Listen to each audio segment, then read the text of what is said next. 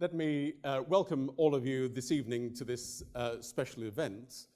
It's very good to see so many of you here, and I can see in the audience a number of the contributors and participants to the LSE Commission report, which is indeed the very purpose that we're here tonight. That is to talk about and present the LSE Commission report on the future of Britain in Europe. Let me say that this has been an important venture for the European Institute, and we're very pleased to have involved such a number of participants and experts. My job this evening is to chair tonight's presentation. I'm very pleased to welcome my two colleagues, Sara Hagemann and Iain Begg from the European Institute at the LSE. But by way of introduction, let me say something about the Commission report, what the process has been, and what ultimately it argues. So, what has been our aim? Our aim has been to contribute to the public debate on the referendum question on June the 23rd on the basis of high quality, evidence-based and balanced analysis. We're seeking to inform the public debate. What has been our method? Our method, thank you, has been to have 11 specialist hearings, rather like select committee reports. And these have involved a number of events over the last 6 months, 11 hearings over 6 months, and it's involved almost 200 experts. These experts represent a cross-section of people from the UK and European observers. We're drawn upon those from politics, from business, from academia, trade unions, social organizations, and the public sector. So a broad cross-section of expert advice has been synthesized and reported in this Commission publication. What have we been looking at? We do not pretend that we've covered every aspect of the Brexit referendum issue or choice.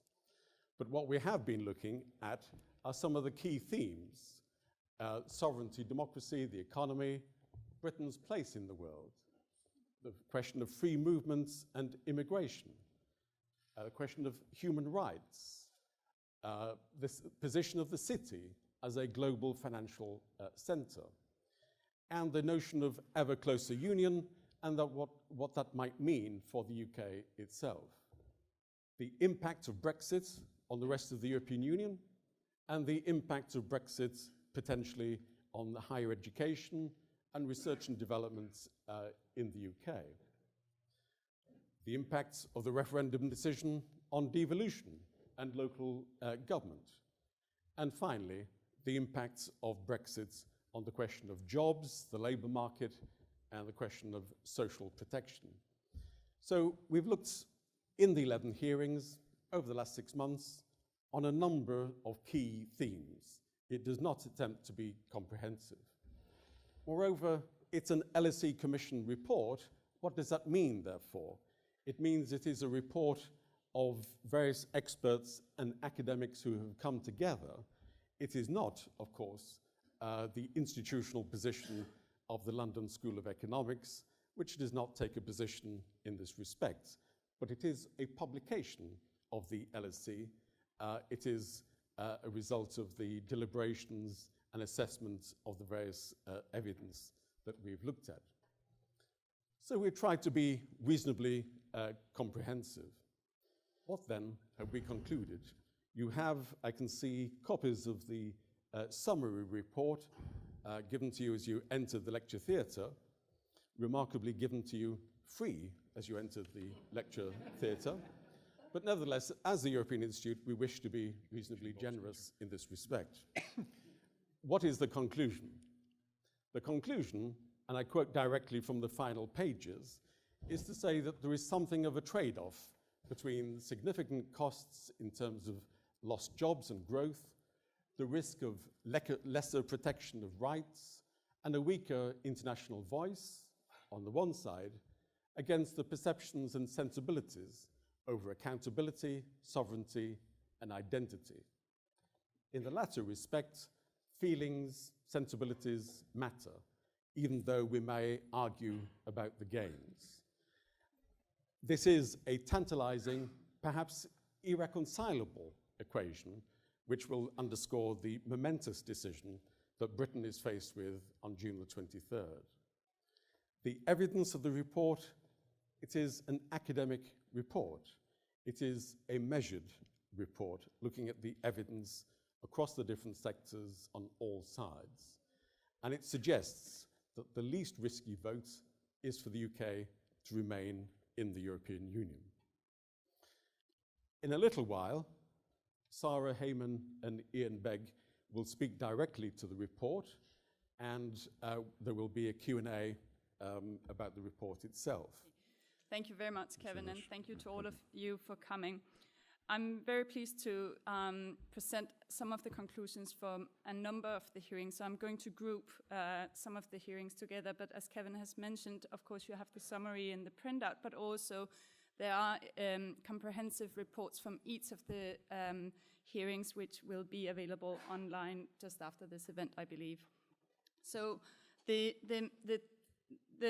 grouping I will have to make here is that I'm putting together a number of the hearings and will basically speak to the topic of the UK's, the implication of the UK vote for its relations with its European partners, whether staying in or leaving, the consequences for the continent, and the UK and EU standing in global politics, depending on the outcome.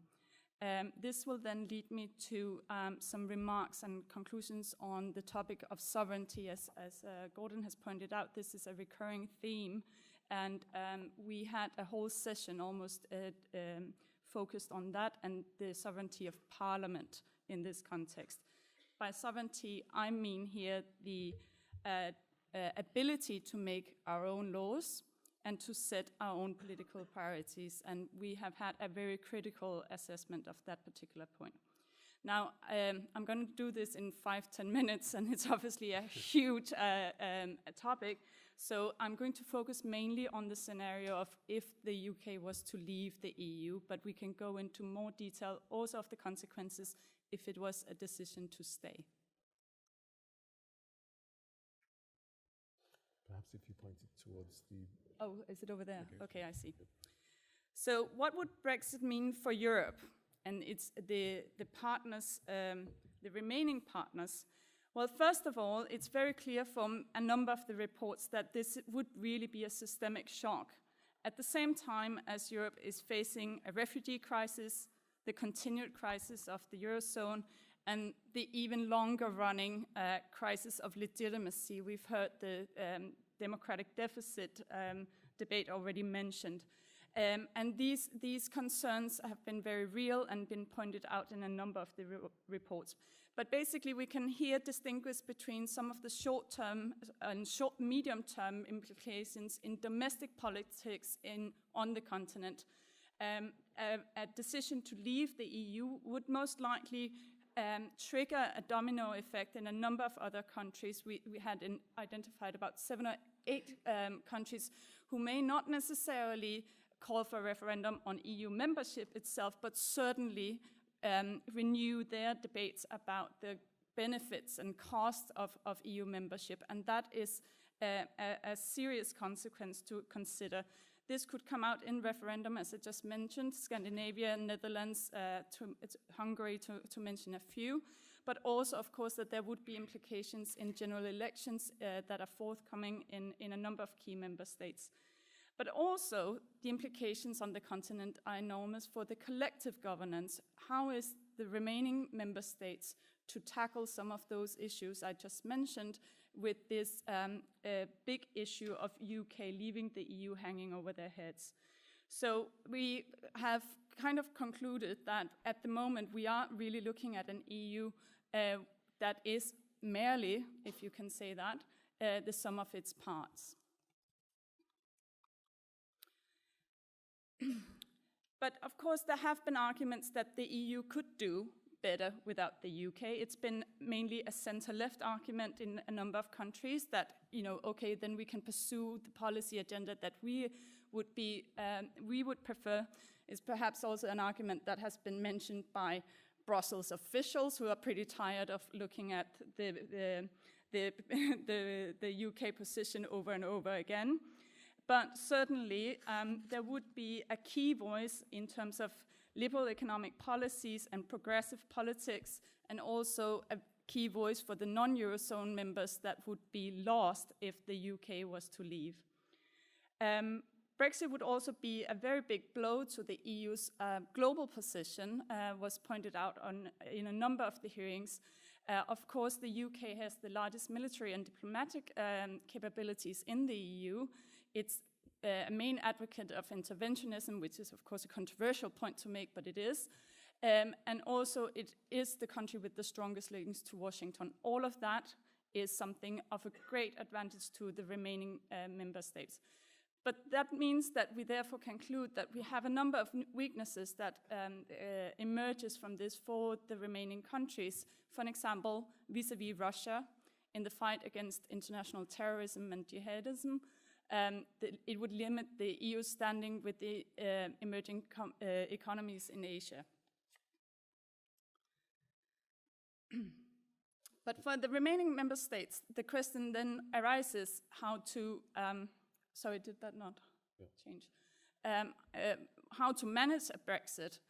And we have a number of conclusions that point to the result that it's better for Brussels to simply wait out and see what happens here.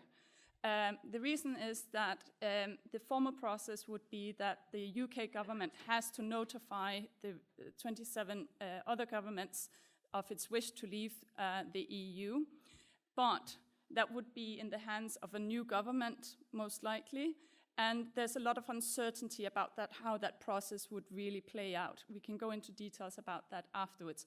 But certainly, the other governments have a lot of calculations to weigh up here. They will not be seen to give away anything too quickly, but rather meet proposals coming from London and have discussions amongst the 27 of how best to address that. They will have, though, an incentive on both sides to react rather quickly to reassure the markets. And also, as mentioned before, limit a possible contagion effect in other member states. Now, that point has a number of caveats because some countries, some governments may not be entirely on board with this because it could play out to their advantage in domestic politics to be seen as favorable or an ally of the UK in these negotiations. I think about Scandinavia, Ireland, and a few others. So sorry for this being a bit small.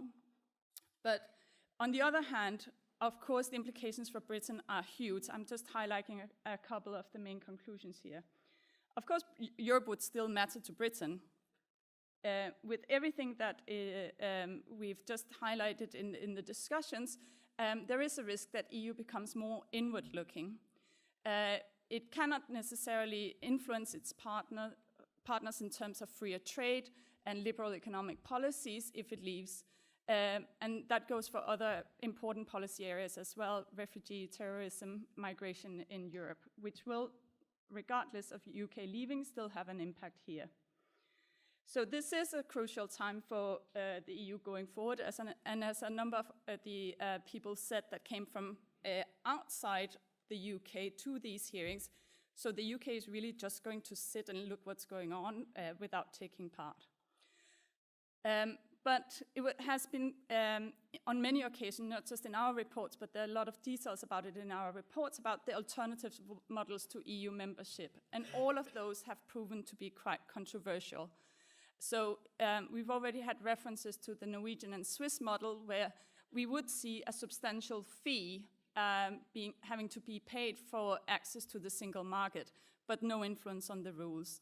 Even less influence, one could say, is through the Canadian model, where you would have tariff-free access but still just have to comply with all standards.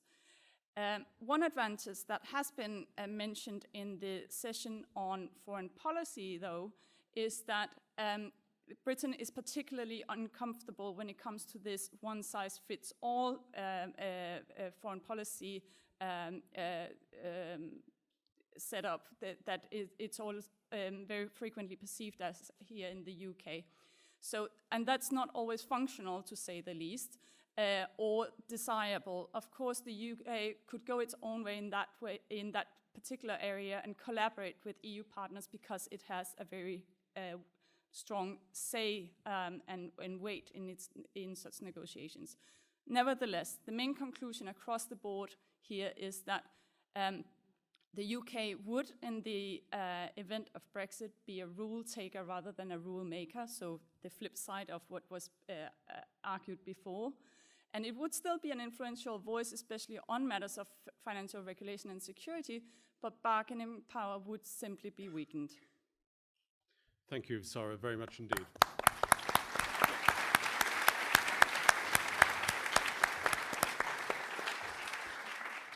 Thank you. That was a heroic attempt to summarize so much of the report, so thank you very much indeed. As Sara has mentioned, individual hearing reports are available to download from the European Institute website as of this evening, and Sara has been attempting to summarize a number of those hearing reports. I'm now going to pass over to Iain Begg for him to speak to other parts of the report. Right, thank you, and thanks to Gordon for leading the way on this question. We, of course, are all neutral. We're academics. We're not allowed to be biased in favour of one side or the other. So what I'm going to try to present is more analytic. And I think it's worth reflecting first, when Gordon talks about the winners and losers from globalization, how we identify them. What are the groups at issue here? Because if you think of the incidence of globalization or of European integration, it fluctuates amongst different groups. We have some social groups who are likely to be winners. Some are likely to be losers. Some localities are going to win from this. Some sectors of economic activity will win, some will lose. And in some cases, it's very hard to predict. Others are more straightforward. We in the university sector, and this is one of the findings of the hearing on that topic, we're concerned that the university sector in the UK will lose out from Brexit because it will deter foreign students and make it that much more difficult to secure the research funding.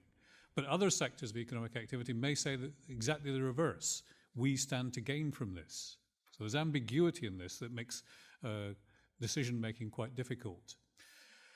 But we also need to ponder at times what it is we lose if we forgo the European Union. It's always seen as the European Union is nothing but negatives, but maybe we can diminish the negatives and somehow not have to endure the things they inflict on us.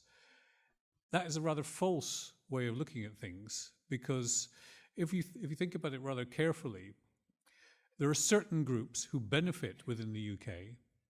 The expression posted workers that I put up on the screen here refers to those who are sent to other countries to work. And there are directives at European level.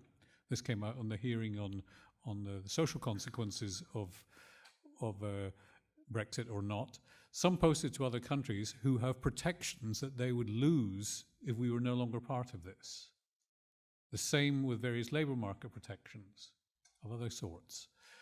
And then we need to look beyond the very direct impacts. What long-term tensions may arise as a result of Brexit? It could be, for instance, in financial regulation.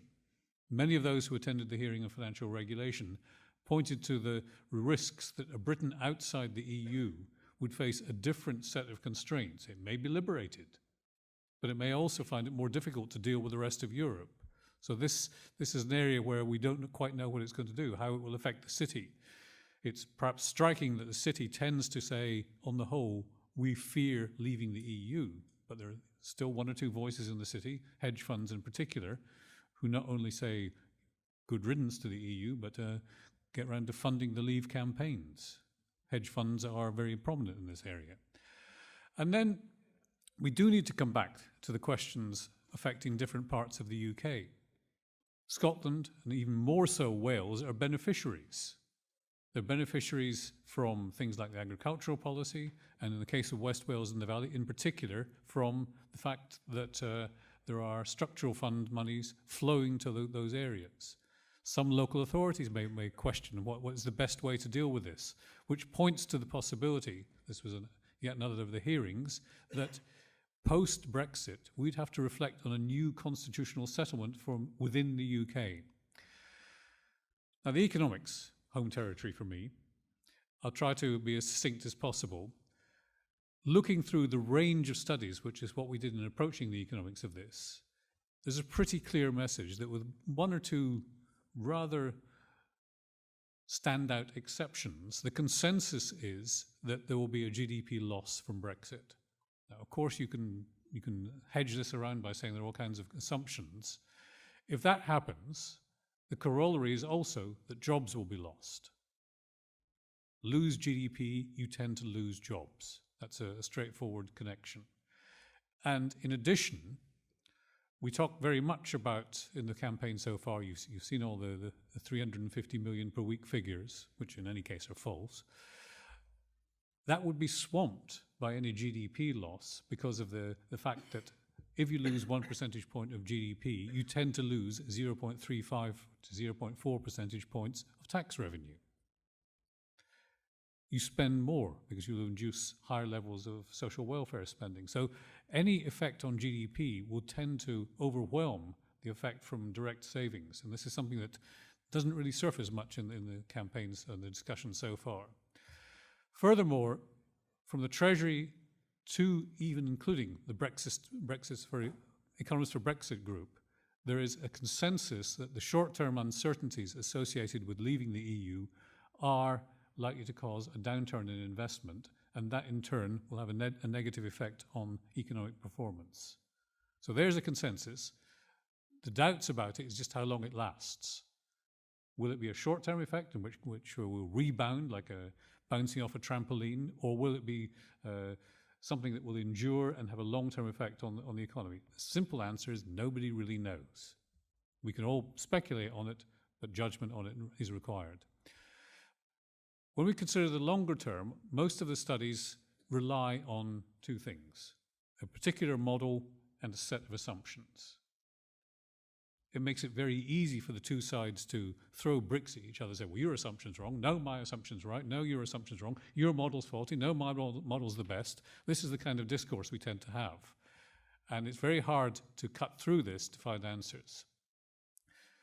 Moreover, something that's been neglected as well in the debate, which came out in our discussion of the economics, is that the effects on the global economy, something that Christine Lagarde and the head of the OECD have highlighted, on the European economy, which the omerta, the Sicilian word for silence, in Brussels has stopped them talking about, is that the other parts of the world could suffer from this. And just the other day, Janet Yellen, who chairs the Federal Reserve in the US, came out saying that she was concerned that Brexit would impose a negative climate on world economic confidence, which in itself could be damaging.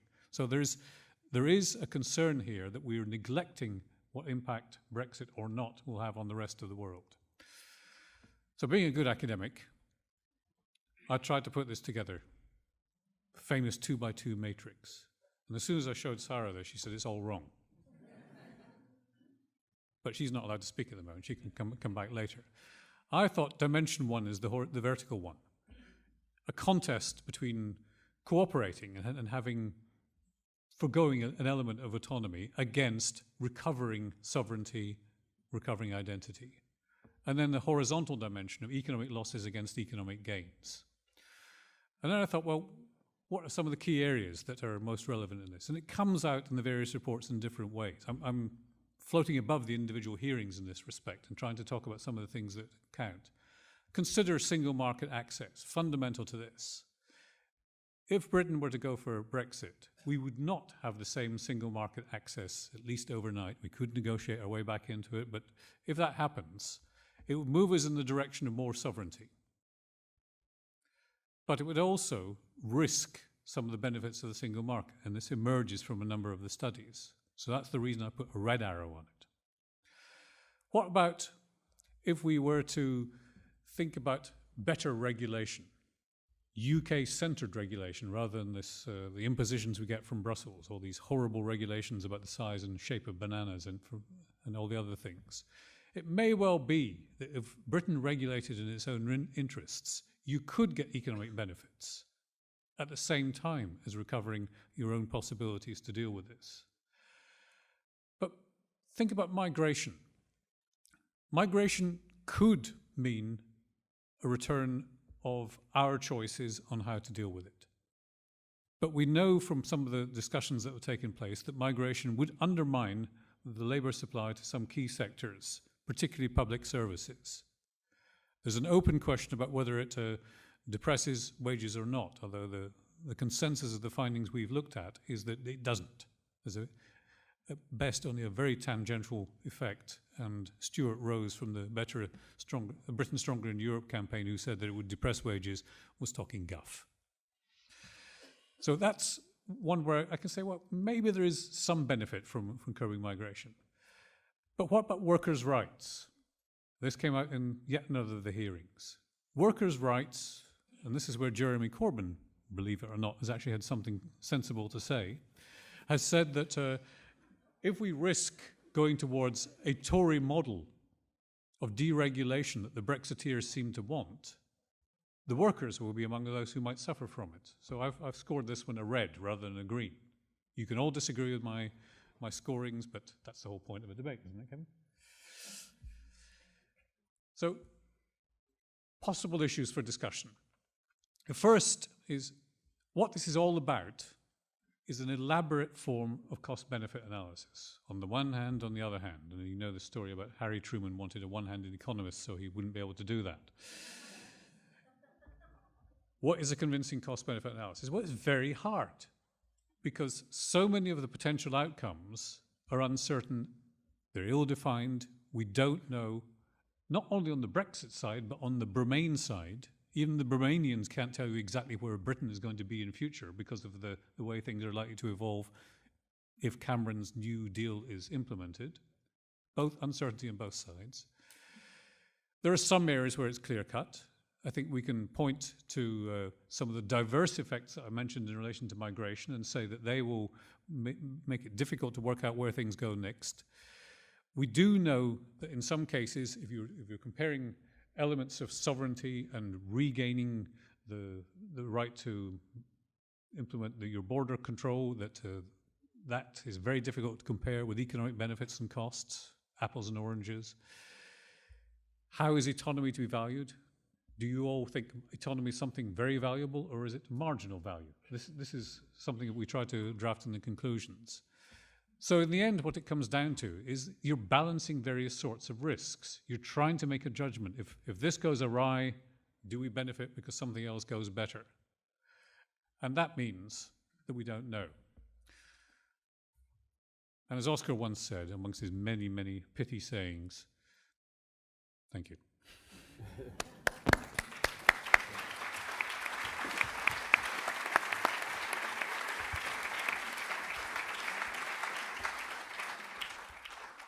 Thank you, Iain. When an economist quotes Oscar Wilde, you know it's worth staying. We have, I think, about 10 minutes for Q&A on the basis of the more specifics of the report. And I'm going to take various questions again. Could we take the lady over here first, please? If you could just say who you are and then the question, please. I'm Dame Hilary Bloom, and I'm head of a charity. I don't think the microphone is on, actually. It is. Or just to speak into it. Yeah. I'm Dame Hilary Bloom, and I head a charity, a small charity. I want to know why nobody seems to think or suggest that we could change the EU so that the people in Brussels seem to be more responsive and do what we want. They are, after all, civil servants, and we ought to be their masters. Okay, thank you. And could we take the gentleman here, please? Just a very brief question to Iain. But also to tell us who you Ali are. Alagra, Emeritus Professor of International Economic Integration. With your diagram, you put we regulate ourselves and you go to the benefit side. But isn't there enough evidence that if we come out of the European Union, 95% of the regulations will still be intact? Thank you. And then other questions? The gentleman in the blue shirt, please. Thank you. Edward Macmillan Scott, former MEP, up in the gods. You refer to sovereignty here, meaning national sovereignty, as it's usually accepted. But I think a lot of people in this room and elsewhere would be more interested in the personal sovereignty that the European Union implies. The right to study, to work, to live, to set up a business, enjoy free healthcare, cheap travel, cheap mobile calls, and so on. I mean, they're basic things, but they are part of our personal sovereignty. And I think that is an argument which needs to be sort of got across rather more than the economic side of things. Thank you. Okay, thank you. And one last question. Could we take the gentleman here, please? Doing a cost-benefit of apples and oranges. Mr. Brown put a diagnosis that a lot of the out-arguments were a fearful reaction to uncontrolled globalization. What's the hopeful argument to those undecided but fearful people about staying in? Good, thank you. Sara, would you like to pick up on any of these and just share the questions between you? Okay, I think I might go for the first two ones, actually. So whether or not politicians from the UK can change the EU and the agenda for Europe going forward, of course they can, and they have on many occasions previously. There are a number of success stories from that is because of British priorities. The single market is one of them, and the one that is most often quoted, but there are many. And certainly, Britain has a lot of influence. One of the reports points out in what ways British MEPs and British ministers are able to promote priorities that come from Britain in the EU. And I certainly think that there will be an opportunity, if Britain stays in, to make a number of important changes that the government has already, and previous governments has already mentioned. I think that the role of national parliaments, although the renegotiation Cameron has had, probably will have very limited impact. I think that there is a real understanding that we need to have a different political debate about the EU and involvement of national politicians, also the national parliaments. There's a lot of details on that specific point. Another one that I work on is on transparency in politics. The UK has been an important voice in that, enlargement, etc. So certainly, the direction for the EU is defined by politicians.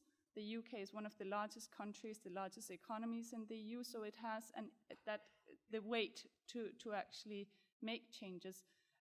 But it is true also that it's through compromise. Thank you. Iain? I think Sara is being unduly modest. Her research actually shows how influential the UK has often been in Council of Ministers' decisions. And I was very struck recently with a meeting at the Foreign Office between the British and the Germans, where the head of the European Directorate of the German Foreign Service turned to us all and said, well, I don't understand you Brits. You have won every single battle in the last 20 years. Why do you want to leave now? Now, I will also say something about regulation, because Ali Allegra is correct that if Britain were to leave the EU, the chances are that much of the existing regulation would be just replaced by new regulation. However, I was trying to be generous to that contention in saying at least we could shape it in our direction and we might gain economic benefits from it. What's often lost in this debate is the mere fact that regulation serves a purpose. There are benefits from regulation, and yet to read much of the stories about regulation, you think every single regulation under any circumstances is misconceived and must therefore be bad. Why do we regulate? Well, we want food standards. Why do we regulate? We want safety standards. This is so obvious that it's striking that it never arises. Now, in Edward's question about individual sovereignty, absolutely correct. And I've noticed in giving talks, as I have done as part of the research program in which the two of us are involved, just how much younger generations take it for granted. I've given 4 talks in schools in the last couple of months, and in each case, some of the things that they hear about the campaigns, the sixth formers think, well, you mean I might be restricted in traveling to Europe? I wouldn't be able to use my mobile in Europe? These are the things that they regard as much more crucial, and it's why you're getting 95% of 17, 18-year-olds saying, we want to stay. Now, on the question of whether there is some hopeful answer we can give to those who fear globalization, to some extent, it was implicit in what Gordon was saying earlier, that there are huge dossiers today which dominate the political landscape. Migration is one, climate change is another, where I think that we've internalized economics and said, well, there might be a cost and benefit in economics. What we've not really got to grips with is the best answer to these very large dossiers where, in some cases, they cross borders. Terrorism crosses borders, migration is cross-border, environment and climate change are cross-border. And if you don't have cross-border solutions, whether they're the European Union or some other entity at global level, you're not going to get credible solutions to these. That's what I think can be put forward as an answer. The problems are cross-border, therefore the solutions must also be.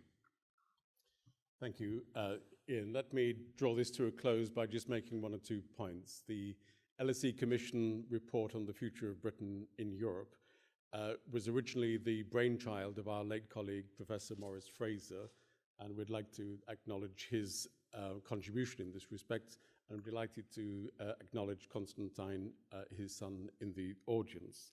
Can I also say we record our genuine thanks to our colleagues David Spence and Marion Osborne for their work in support of the Commission project. As we've emphasized, you have merely a summary of the Commission report here, but if you go online for the European Institute web pages, you will be able to download the individual hearing reports and get more detail from those.